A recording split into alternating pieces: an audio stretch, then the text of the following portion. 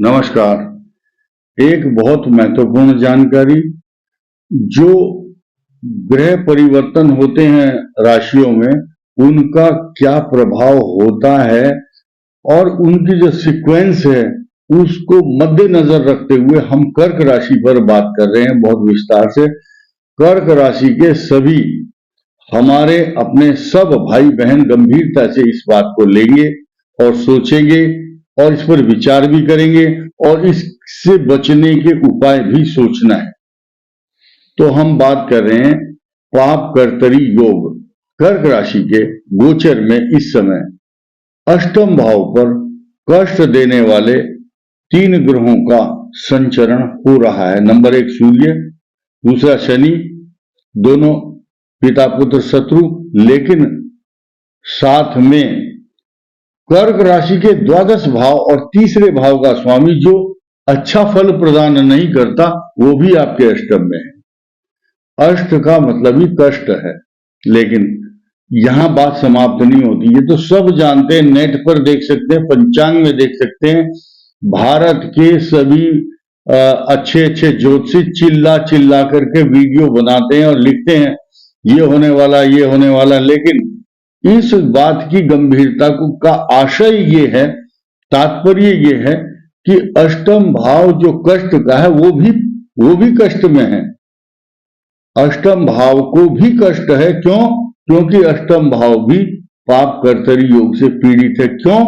क्योंकि कुंभ जो अष्टम भाव है उसके एक 30 डिग्री पहले एक पाप ग्रह और 30 डिग्री के बाद एक पाप ग्रह, राहु और मंगल के मध्य में ये 3 ग्रहों की युति बुध, सूर्य और शनि की वर्तमान समय में बनी हुई है।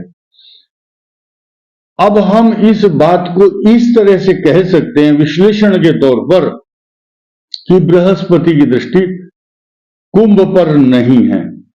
अगर हो तो कष्टों में कमी आ जाती है, लेकिन अब कर्क राशि को निजात देने के लिए सिर्फ एक ग्रह इस बात का साक्षी है कि उनके 10वें भाव में बृहस्पति केंद्र में स्थित अवश्य है। रोचक योग बना करके 7वें भाव में मंगल भी है, लेकिन जो अष्टम भाव का कष्ट है उसको कैसे दूर किया जाए, यहां बात ये विचारणीय है कि कर्क राशि को का जो स्वामी चंद्रमा है शीघ्रगामी ग्रह होता है। चंद्रमा मनसो जातः, चंद्रमा ही मन है और ये इमोशनल हाइपर सेंसिटिव तो होते ही हैं और इनके मन में वहम जल्दी पैदा हो जाता है, इसलिए वहम में नहीं पड़ना है। वहम जिनका चंद्रमा नेगेटिव होता है, कर्क की बात नहीं सभी की बात कर रहे हैं हम यहां पर, तो अगर 10 मीटर पर कुछ लोग खड़े हुए हंस रहे हैं तो उसको ये डर लगेगा कहीं ऐसा तो नहीं कि मेरी मजाक उड़ा रहे हो। ये है anxiety, negative thoughts, insecurity, emotional hyper sensitive, और ये डर लगता है। ऐसे व्यक्ति इमोशनल होते हैं और संभल करके बोलते हैं और संभल करके ही चलते हैं। बहुत अच्छी बात है। लेकिन अब अष्टम भाव पर जो शनि है एक प्लस पॉइंट तो देगा, अवश्य देगा। क्यों? क्योंकि वो 7वें भाव का स्वामी अष्टम में है और ज्योतिष शास्त्र के सभी शास्त्र ये बात को बहुत जोर जोर से लिखते हैं कि अष्टम में जब शनि आता है या कुंडली में विराजमान हो जन्म के समय भी 90 वर्ष से अधिक आयु जीता, 95 से भी ऊपर क्रॉस कर जाता है। लेकिन अब गोचर में क्या किया जाए? गोचर में इस प्रकार का कष्ट देता है जैसे कि वृश्चिक से चतुर्थ भाव अष्टम भाव, ये ढैया कहलाती है। इस ढैया का जो दुष्प्रभाव है ये हरेसमेंट होता है, व्यर्थ की भागदौड़, जिस ऑफिस में जाएगा वहां काम नहीं बनता। और इसी के साथ साथ कई ऐसी चीजें हैं जो इनको भ्रम में रखती हैं। संतान के लिए कष्ट, जो स्टूडेंट है उनकी पढ़ाई में थोड़ा प्रॉब्लम, और उसी के साथ साथ कई सारी ऐसी वस्तुएं हैं जो इनको अशांत करती है, मन को अशांत कर देती हैं, कार्य नहीं बनता और झूठे आरोप लगते हैं। किसके द्वारा? अपने ही घर के लोगों के द्वारा, या जो ब्लड रिलेशन के हैं, अपने कुटुंबी, खानदानी, इष्ट मित्र, परिजन लोग। तो इसमें ज्योतिष शास्त्र का श्लोक क्या कहता है? मिथ्यापवाद बदबंधु निराशयंच मित्रादि बैर धन धान्य कलत्र शोकम। कलत्र शोक, कलत्र को कहते हैं यहाँ जीवन साथी। जिस स्त्री की कर्क राशि है तो पति से समस्या, वो उनसे दूर जाता है, डिटैचमेंट कराता है, अलगाव, विचारों में भिन्नता, असमानता।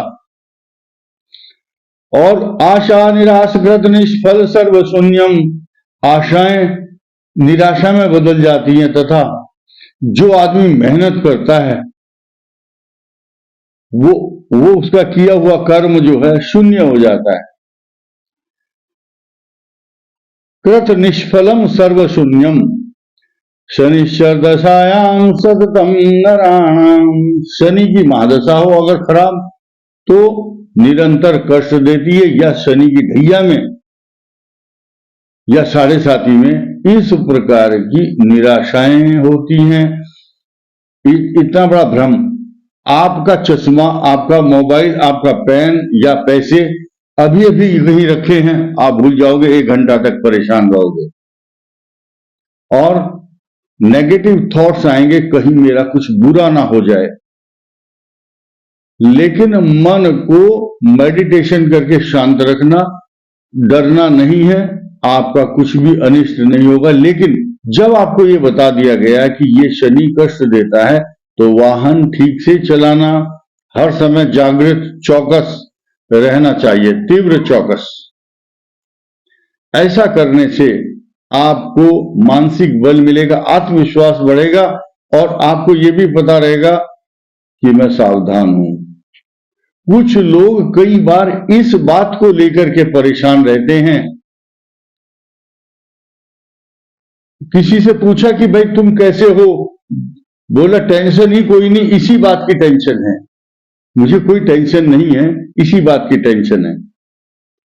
तो इसीलिए कर्क राशि पर जो पाप कर्तरी योग बना है, इसका दुष्प्रभाव अभी रहने वाला है 13 मार्च तक। लेकिन जो पाप कर्तरी योग के जो मैंने तारीख बताई हुई है, मंगल जब कुंभ राशि में प्रवेश होगा तो उसके बाद भी पाप कर्तरी योग का जो फल है वो कम हो जाएगा, क्योंकि मकर में कोई ग्रह उस समय नहीं रहेगा जो पाप कर्तरी योग। तो जितने दिन तक पाप कर्तरी योग बनता है या ऐसे समय पर किसी बालक का जन्म हुआ हो पाप कर्तरी योग में और कर्क लगन हो या मिथुन लग्न हो, तो दाम्पत्य जीवन को कष्ट देता है। इसीलिए ऐसी स्थिति में हनुमान जी की उपासना बहुत आवश्यक है। और हनुमान जी की उपासना के साथ साथ पिपलाद ऋषि के द्वारा रचित शनि स्तोत्र का पाठ जो करता है, और पीपल के वृक्ष के नीचे, क्योंकि वहां हर समय ऑक्सीजन मिलता है, सरसों के तेल का दीपक जलाना और जल से सींचना पीपल के वृक्ष को, ये आपके लिए एक बहुत अच्छा सा सरल उपाय है। और एक शनि का मंत्र होता है ओम प्राम प्रीम प्रौम श शने नमः। ये मंत्र है, वो सरल मंत्र है, ओम शनिश्चराय नमः या ओम शन्नो देवी रविष्टे आपो भवन्तु पीते संयो रविश्रवन्तु नः। ये मंत्र है, कई मंत्र है, सब जानते हैं। बहुत लोग सारे मंत्र रटे हुए हैं, तो पढ़े लिखे लोग हैं। और मैं आशा करता हूं कि कर्क राशि वालों के लिए जो पाप कर्तरी योग है, जिनकी कुंडली में पहले से ही इस तरह के पाप ग्रह उन स्थानों पर बैठे होंगे, तो वो अधिक सचेत रहें। बाकी सबको डरने की, घबराने की आवश्यकता नहीं है। इस वीडियो में इतना ही। धन्यवाद।